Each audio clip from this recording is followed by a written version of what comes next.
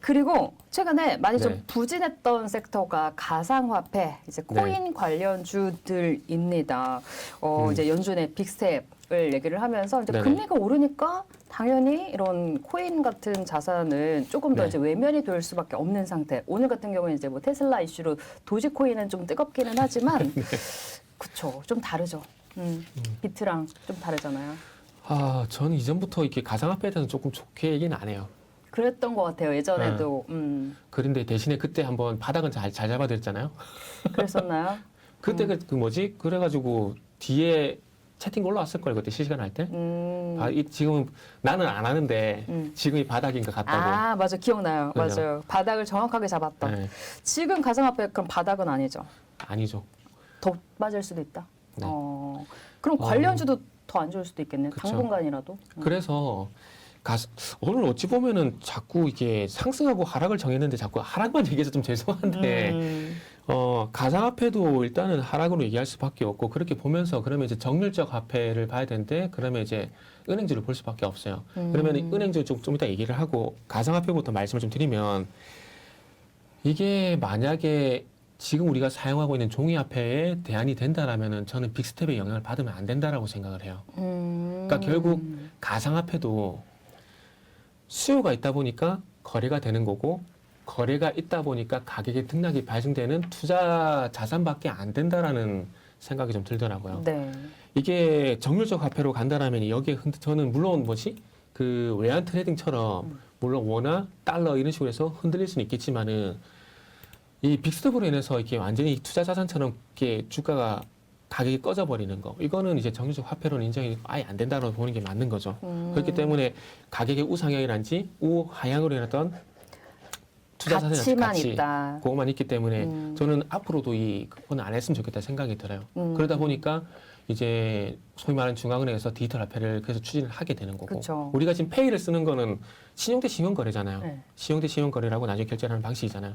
근데 이제는 뭐 디지털 화폐가 나오게 되면은 말 그대로 화폐 이제 디지털 화폐를 사용하게 되는 그런 개념이 되는 건데 그 이전에 어쨌든 뭐 비트코인 자체가 어찌 보면 정부의 그러니까 중앙은행보다는 정부의 정면으로 반박하는 화폐라고 볼 수밖에 없어요. 어찌 보면 이 정률적 화폐를 찍어낼 수 있다라는 게 이게 기득권인 거죠. 기득권이 되는 거잖아요. 그러니까 미국이 달러를 찍어낼 수 있다는 그런 기득권 때문에 계속 이게 지금 경제 패권이라는 지위를 가져가고 있는 거잖아요. 그래서 그런 측면에서 보게 되면은 제가 볼 땐 중앙은행이 그리고 각국 정부가 앞으로 어찌 보면은 그러니까 우리가 물건을 사고 팔 때 현금만 사용하는 게 아니라 카드도 사용하고 상품권도 사용하잖아요. 네. 그래서 아마 제가 볼 땐 가상화폐는 상품권 정도 개념? 아마 거기까지는 가겠지만 그 이상은 저는 힘들 거라고 봅니다. 탈중앙화폐잖아요. 그쵸. 그리고 이게 화폐 가치 가장 중요한 건 우리가 화폐 가치가 떨어지면 안 되잖아요. 이게 무한 발행이 가능하고 통제가 안 되는 상황이 되게 되면은 가치가 낮다. 그죠. 그러니까 수요가 발생되면서 가격이 올라갈 가능성도 있지만은 역으로 생각하게 되면은 지금처럼 이게 투자의 가치가 떨어지게 되면은 급락을 하게 되잖아요. 그러면은 이로 해서 화폐 가치가 떨어진 거에 대해서 누가 보상을 해주냐는 거죠. 그러니까 중앙은행에서 명목상 그런 얘기를 하는 거죠. 명목상 그런 얘기를 하는 건데 그 얘기에서 솔직히 동의가 돼요, 저도. 그런데 우리 투자자분들은 네. 그래도 이제 뭐 우리기술투자, 비대엔트, 하나투자증권 네네. 여기서 수익을 볼 수 있으면 좀 많이들 좋아하시니까 네. 그리고 저희 공략주로 수익을 되게 많이 냈었거든요. 그래요? 우리기술투자랑 네네. 비대엔트 같은 종목들. 그래서 관심이 굉장히 많으세요. 그건 어떤 시기의 차이겠죠. 그러니까 비트코인이 다시 또 바닥을 다지고 올라간다. 그러면 또 관련돼서 비트코인 관련주들이 또 움직이겠죠. 그리고 가상화폐 거래소 이쪽에 또 지분 가지고 있는 회사들이 또 움직이겠죠. 그렇기 때문에 그러니까 그래서 제가 말씀드리잖아요. 그러니까 수요가 있으면서 거래가 발생이 되는 거고 그래서 가격의 변화로 인해서 트레이딩하는 것까지는 제가 부정하지 않아요. 그럼 트레이딩 관점에서라도 좀 봐주세요. 트레이딩 관점에서는 전 이거는 매수할 이유가 없는 거죠 지금. 왜냐하면 비트코인 가격이 계속 하락을 하고 있잖아요. 근데 이 말씀 드린 이유가 뭐냐면은 이 비트코인 관련주가 말 그대로 비트코인과 연동이 돼서 움직이지 않는다라면 얘기가 달라지겠지만 비트코인 가격과 연동이 돼서 주가가 움직이는 상황이기 때문에 비트코인 가격이 빠지게 되면은 당연히 이런 비덴트 같은 종목들도 빠질 수밖에 없는 거죠. 별로 그렇기 안 좋게 때문에 본다. 접근하면 안 된다라는 거죠. 아, 그러다 보니까 네. 알겠어요. 그러면 아까 그래서 그럼 은행주를 차라리 보자 이렇게 또 이렇게 얘기해 주셨잖아요. 그럼 차라리 네. 은행주도 요즘에 이제 금리 인상 시기에 관심을 가질 수밖에 없잖아요. 그럼 네네. 차라리 은행주를 봐주시는 게 나을 것 같아요. 그렇죠. 그래서 지금 전에 말씀드렸듯이 가상화폐보다는 그래서 뭐 은행주를 볼 수밖에 없다는 말씀드리는 것들이 결국 이게 화폐가 정률적 화폐의 어떤 그러니까 본질적 가치가 있느냐 없느냐 그거를 따질 수밖에 없는 부분들이거든요. 그러면은 가상화폐의 어떤 대안이 되는 건 우리가 실질적으로 사용하는 화폐가 될 수밖에 없는 부분들이고 그 돈을 다루는 기관이 아시다시피 은행이잖아요. 그럼 그것도 네. 은행주도 요즘 나뉘잖아요. 네네. 대형 은행주냐, 뭐 카카오뱅크 같은 종목들이냐, 여기도 좀 나뉘잖아요. 저는 하나금융지주 말씀드리고 싶어요. 하나금융지주. 네. 왜냐하면은 4대 금융지주가 있잖아요. 근데 이 4대 금융지주가 은행만 하는 건 아니잖아요. 증권도 하고 보험도 많은 그쵸, 다양한 걸 그쵸. 하잖아요. 그런데 그 4대 금융지주 중에서 이 뭐라 해야 될까요? 그 은행 부분이 가장 높은 회사가 하나금융지주예요. 그리고 최근에 대출금리 올라가잖아요. 그렇죠. 그럼 은행 부분이 높다라는 건 또 이게 어떻게 되냐면 이제 예대 마진도 더 높아질 수가 있다라는 거죠. 예대 마진 수익이 가장 많이 반영될 수 있는 금융지주사가 하나금융지주가 될 수 있다라는 거죠. 그렇게 본다라면은 앞으로 다시 그 시장이 좀 괜찮아지고 금리 올라간 거에 대해서도 얘기가 나오게 된다라면은 은행주 볼 수밖에 없는 거죠. 그리고 지금 은행주들이 대주주가 거의 다 외국계예요. 그건 좀 아쉽네요. 네. 외국계고 외국계 그 투자은행들인데 얘네들이 최근에 계속해서 뭘 압박을 하냐면은 주주 환원책을 계속 압박을 하고 있어요. 하라고 네. 배당 많이 주라고. 네, 그렇죠. 그건 좋네요. 하고서 그래가지고 이전에 그 하나금융주 같은 경우에는 시가 배당률이 7%까지 이게 나왔었잖아요. 근데 저는 이게 어찌 보면은 일단은 좋은 현상이라고 좀 봐야 되는 부분이 있는데 우리가 잘 봐요. 미국 같은 경우는 인텔이란지 뭐 애플이란지 이런 데도 실적이 잘 나오잖아요. 그러면 실적 잘 나가지고 3대 지수가 상승을 하잖아요. 근데 최근래로 우리나라 같은 예를 들게 되면은 삼성전자 실적이 잘 났지만 시장에 영향이 없어요. 주가도 안 움직이고 그죠? 오히려 빠지고. 근데 이게 원초적인 이유가 뭐냐면은 결국 주주 환원책이에요. 주주 환원책을 안 해서? 너무 안 하죠. 안 하죠. 너무 안 하잖아, 솔직히. 너무 안 하잖아. 좀 그래서 말이 많죠. 네. 이러면 하지 않을까? 네. 자꾸 말이 나오니까. 너무 작잖아요. 이게 그러니까 그 우리나라 같은 경우 실적을 볼 때 영업이익을 보잖아요. 근데 미국은 주당 순이익을 보잖아요. 이게 주주 환원책 때문에 그래요. 그러니까 주당 돈을 많이 벌게 됐다. 그러면 투자자들이 어떤 기대를 하냐면은 시장에서 어떤 기대를 하냐면 배당 주겠지? 배당 주겠지, 자사주 매입하겠지, 자사주 소각하겠지, 그럼 주가가 올라가겠지. 이런 연결고리가 있는 거예요. 그러다 보니까 미국 같은 경우는 실적 얘기가 나오게 되면 주가 상승이 나오지만은 시장 상승이 나오지만 우리나라 같은 경우 상반된 현상이 나오는 게 그런 이유인 거죠. 그렇기 때문에 너무 간섭하는 건 조금 안 좋지만 그래도 배당 좀 많이 해라. 돈 많이 벌었지 않느냐. 주주랑 우리 그 투자자들은 그러니까 주주랑 같이 이걸 좀 공유를 하자. 여기까지는 괜찮은 거죠. 여기까지. 투자를 하는 목적이 우리가 그건 거잖아요. 그런데 네. 결국엔 기업도 이 투자자들이 빠져나가면 어떻게 됩니까? 주가 빠지고 빠지죠. 하락하게 되고 기업 이미지 떨어지게 되면 시행등급 떨어지게 되고 그럼 기업을 못 하게 되거든요. 그러니까 그런 측면에서 보면 서로 윈윈 측면에서 봤을 때 돈을 잘 벌었을 때는 또 이제 주주 환원책도 좀 하자라는 거죠. 근데 하나금융지주 같은 경우에는 주주 환원 정책도 잘 하고 있고 실적도 좋고 잘한다기보다는 이제 시작을 했다. 이제 시작. 이제 시작을 했다라 봐야죠. 그래서 그런가 봐요. 지금 최근에 네. 증권사들이 너무 훌륭하다고 목표 주가를 높이면서 대신해서 53,000원, 신한금융투자증권에서 61,000원. 근데 그 말씀하니까 이게 이런 게 올라올 것 같아요. 증권사 리포트 올 때는 팔아야죠.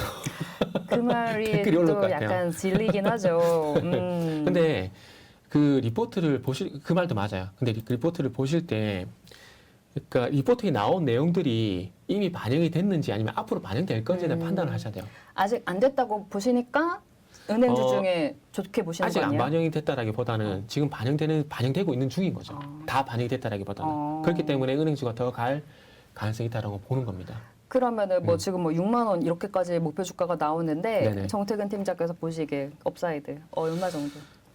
증권사가 6만 원 생각하면은 그보다 많이 가거나 덜 간다 보면 돼요.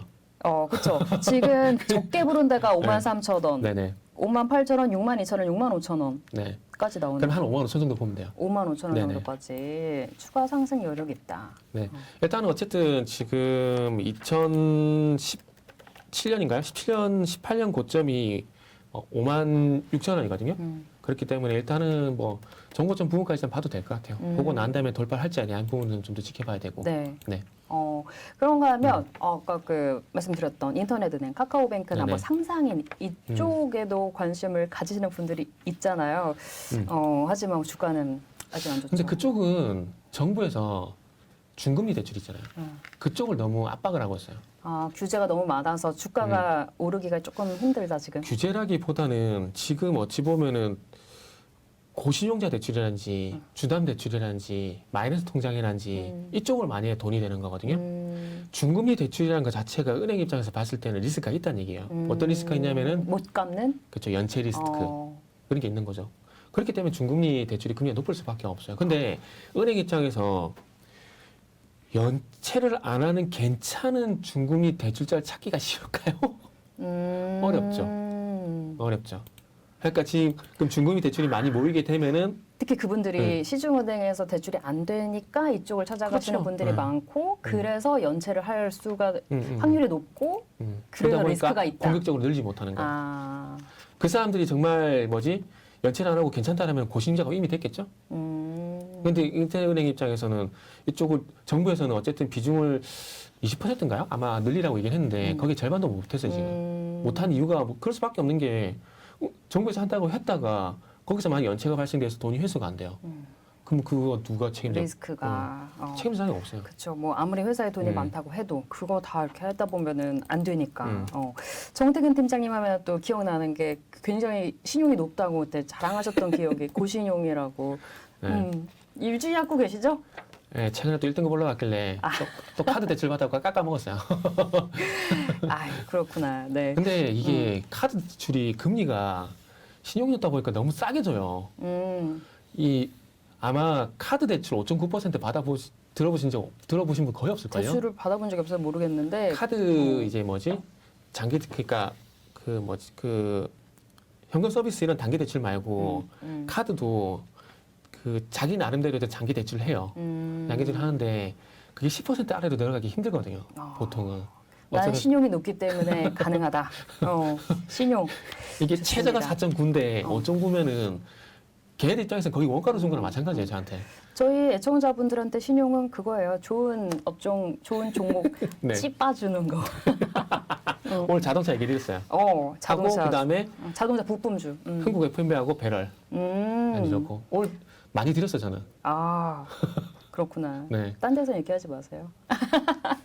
딴 데서 얘기를 안 할 수는 없고 이게 여기가 제일 처음이 되게 노력을 할게요. 좋습니다. 네. 이거 저랑 신용이에요. 이게 오랜만에 2년 6개월 만에 뭉쳐가지고 팬분들이 좀 기대해 주시는 분들도 계셨는데 역시 정태근 팀장님이랑 이렇게 대화가 사실 끊이지가 않아서 이렇게 오늘처럼 여러 개 이렇게 막 하는 것보다 진짜 한두 개를 좀 집중해서 업종이나 종목을 얘기하면서 거기서 또 이렇게 아이디어를 찾아보는 것도 좋지 않을까 그런 생각이 드네요. 첫 번 해보시니까 좀 느낌이 오실 것 같아요. 여기서 아무 말 대잔치하면 안 되겠구나라는 생각이 좀 드네요. 그럼요. 바로 이렇게 됩니다. 여기서 막 물벼락 내려보내진 않죠. 이거 어디 예능은 아니고요. 네, 여기 위에 쌀국수 집이 있기 때문에 물벼락 맞을 수도 있어요. 네. 다음 주에 그러면 더 느낌 아셨을 테니까 더 좋은 내용으로 만나볼 수 있겠죠? 준비를 많이 해야겠네요. 그렇죠. 준비 많이 해주시기 바랍니다. 준비를 많이 해가지고 이제 얇고 넓게가 아니라 좁게 깊게 가야겠네요. 지대 넙야 뭐 이런 거 안 되고 이렇게 깊게 그냥. 그러면서 확실하게 찝어주고. 심해로 가야겠네. 심해로. 좋습니다. 네, 다음 주에 더 좋은 내용 기대하도록 할게요. 네, 다음 주 이제 업종이 일단은 제가 좋게 본 업종하고 그래서 조금 깊게 들어가고 종목들 이런 거로 괜찮다. 그렇게 준비할게요. 알겠습니다. 여러분들 힘든 장이지만 그래도 이렇게 또 수익 잘 나고 있는 종목들, 업종들 저희가 잘 찾아드리도록 하겠습니다.